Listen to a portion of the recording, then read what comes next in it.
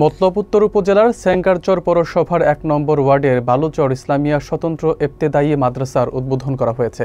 শনিবার রাতে বালুচর ইসলামিয়া স্বতন্ত্র ইবতেদায়ী মাদ্রাসা প্রাঙ্গণে ইবতেদায়ী ও হাফিজিয়া শাখার উদ্বোধন উপলক্ষে আলোচনা সভা ও দোয়ার আয়োজন করা হয়। বিস্তারিত থাকছে মনিরুল ইসলাম মনিরের প্রতিবেদনে। মাদ্রাসা পরিচালনা কমিটির সভাপতি প্রফেসর শাহজাহান সরকারের সভাপতিত্বে দোয়া পরিচালনা করেন হাফিজ ওমর ফারুক।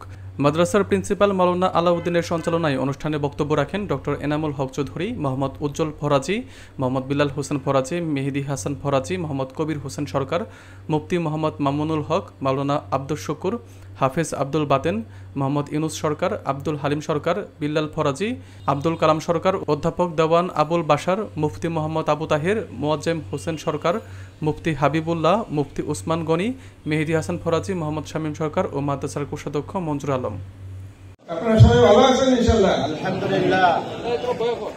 থানার নতুন শিক্ষক হাফেজ মোহাম্মদ ওমর ফারুক। এই দুই প্রকারের মানুষ লাগে, তাই এই জান্নাতিকে সেটা আমাদের টাকা শাহজাহান সরকার উপস্থিত গ্রামের নসিব করে।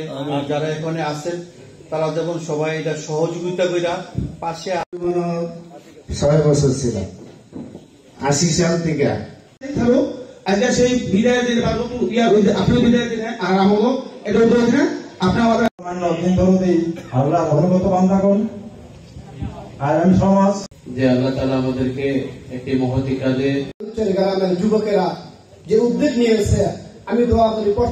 তা আমি তো এই দৌড়াদৌড়ি করছি আর কত দোয়া করছি আমি লেগা বালুচরের লেগা আপনাদের হাতে তুলে দিচ্ছি, বাকিটা আল্লাহ পাক যাতে রক্ষা করে। আমি দীর্ঘদিন দেশের বাইরে ছিলাম, হয়তো বা সবসময় এটা যাতে আরো ভালোভাবে আমরা ডেভেলপ করতে পারি, আমরা সবাই সহযোগিতা করব। সবার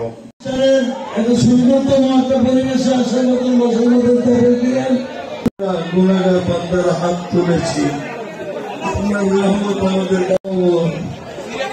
আমাদের মাফ করে দেন, আমাদের আমাদের সবাই পৌঁছায় দেন, সবাইকে মাফ।